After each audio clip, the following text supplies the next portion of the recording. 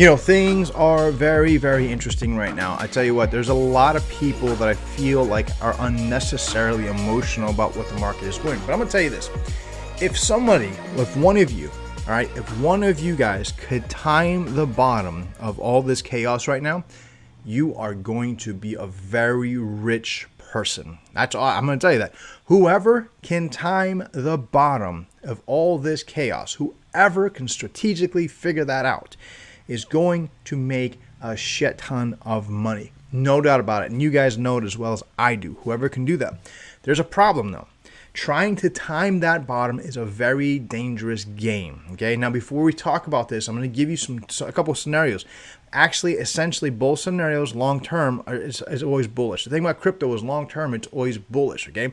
There's a lot of short term things that can hold us back. We're going to discuss those things. A lot of crazy things that actually can happen with DeFi that I feel is going to give a lot of people some excellent opportunities for entry. Okay, so listen, if you like this kind of content, make sure you smash subscribe. You know how Bitcoin is a topic that YouTube and Facebook and everybody else hates.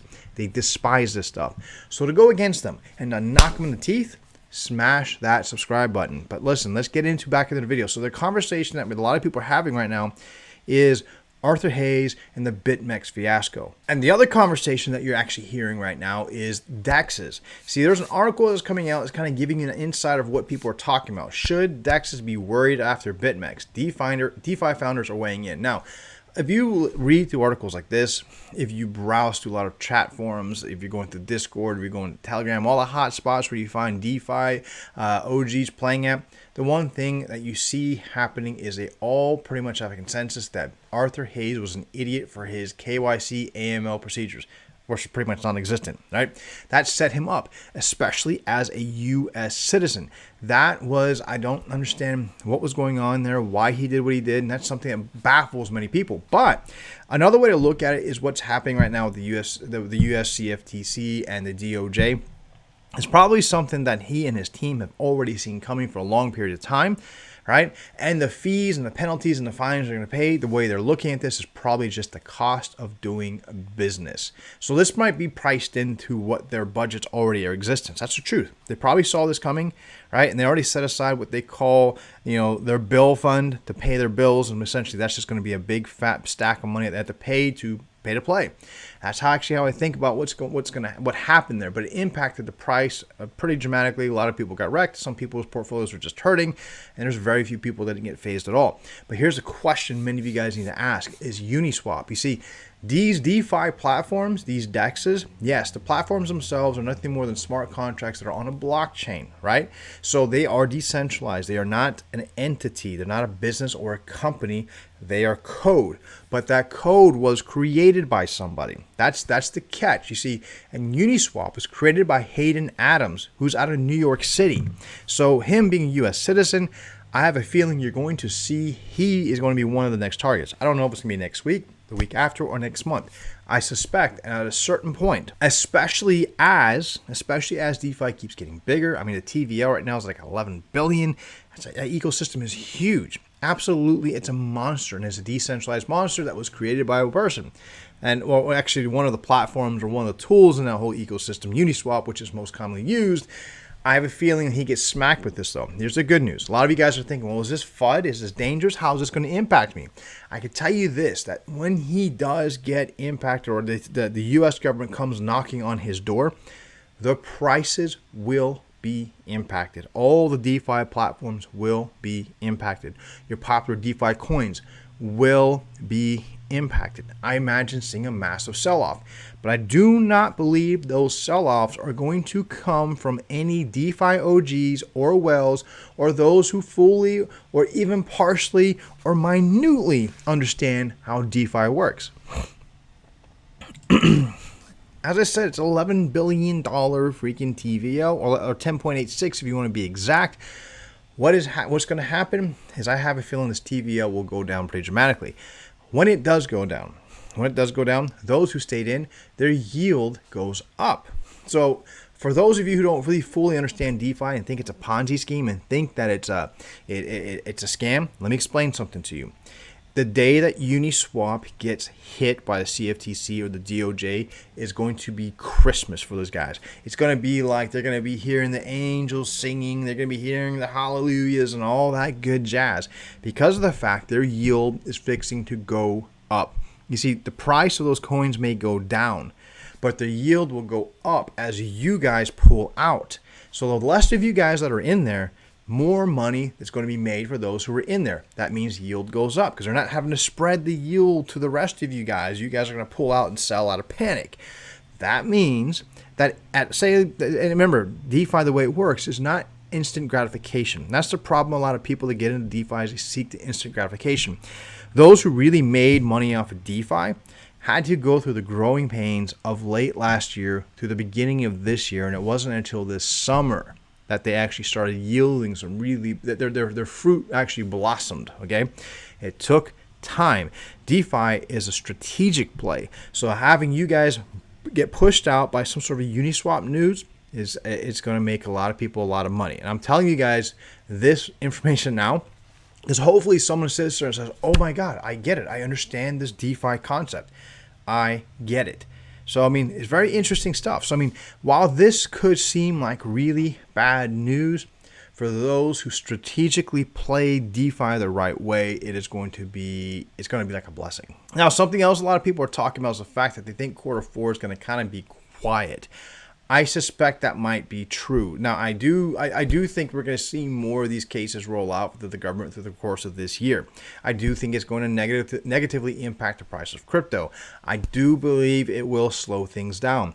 How long, though? I don't know. I suspect because there's so many things actually happening. Remember, in 2017, during that time that we actually had a bull market, there was garbage being made, a lot of cash grabs. The cash grabs that existed today, they're not like long-term like cash grabs. Everyone try to fork different DeFi things and make rug pullers. They're there, they're gone. They're there, they're gone. There isn't that ICO create garbage. The scammers don't have time for that. They're looking for the quick ins and outs now. So there's a lot of things that are being created right now that are actually very, very good stuff. And I'm going to tell you about those things here in just a little bit. But I do suspect Q4 will probably be kind of quiet. I think maybe for DeFi guys, they won't be as quiet, but I don't think it's going to be anything as exciting as what you guys saw at the beginning of summer. Now, I want to change gears for a quick second. I was reading this article right here about Trump, crypto, and fair taxes. Now, there's something that kind of baffles me. I was actually kind of sifting around the various crypto conversations to see what people thought about that conversation of Trump and his taxes. And I was kind of astonished. I was astonished to see the hate of the fact that he utilizes the tax incentives that are out there to pay less taxes, especially for those in crypto, bashing someone like that when everybody that's in crypto hates the centralized tax system and feel like the whole tax system is unfair and we all are looking for ways to get those loopholes. I find it very controversial and very hypocritical in a lot of ways, but you got to think about another thing when you have really wealthy people like, Trump, okay? The guy does make a ton of money. He creates a lot of jobs, right? Crypto, we talk about the same thing. Yes, it does make a lot of money, but it creates a lot of opportunities, essentially jobs. You know what I mean? How hard do you want to tax those? I mean, if we want a guy like Trump to pay immense amount of taxes when he creates jobs, so yes, he makes a lot of money and he also brings a lot of money into the economy because of the works that he does. Same thing like crypto does. If we expect someone like that to have to pay more, if we expect someone like that to not have any kind of loopholes or leniency or tax incentives or tax write-offs, then what are we bitching about when it comes to crypto and our taxes? You get what I'm saying? It's just, I find it hypocritical. I mean, those of us in crypto, aren't we like anti-tax, man? Like, hey, U.S. government and other governments around the world, like you're abusing our money. Why should we give it to you kind of thing? I don't know. It was just kind of funny when I was reading things like this and seeing how some people react. And I actually want to hear your thoughts on this one. I'm really curious. I want to know how my audience thinks about stuff like this. All right, as usual, I like to end my videos with some nuggets. Now, I've mentioned this before, and I need to mention this again. When I told you guys here just a few minutes ago that there's good things being created right now, there are. There are people who are investing a lot of time, a lot of their money, and a lot of resources to build good things because we've already learned from our mistakes in 17, 18, 19, and now. One of the things that we're seeing hurt our economy right now, the crypto economy, is KYC, AML, the lack of, right? Look at what happened to Bitmex. That company I was trying to tell you guys about, and I've been telling you guys about, KILT, okay? KILT creates solutions that can make the KYC, AML process, these digital credential layers. The thing is, they were focused more on advertising. You see, whenever you're on when you're on the internet, when you're on Facebook, whenever you're on Instagram, whenever you're on those platforms, your information is not yours. Your information belongs to the platform that you're browsing on. KILT saw that and was like, why not do digital credentials, right? Do it on the blockchain, do it in a clever way, do it to where there's control and it can be monetized. They were pretty ahead of their time. But then as they developed this, they kind of realized, this can be actually applied to other avenues in the world. Anything on the digital forefront that requires KYC or AML. I can guarantee you future projects, especially future projects that are going to be built on Polkadot. And this is why I had this pulled up first. Polkadot projects will be able to mint their own tokens in 2021. This is happening. This is happening right now. So Ethereum is the biggest threat Ethereum has had, especially Ethereum 2.0 has ever had, has been Polkadot in my opinion. That whole enterprise there with Polkadot has been the biggest threat. And I think a lot of people can agree with this. But Polkadot has finally gotten something called Polymex.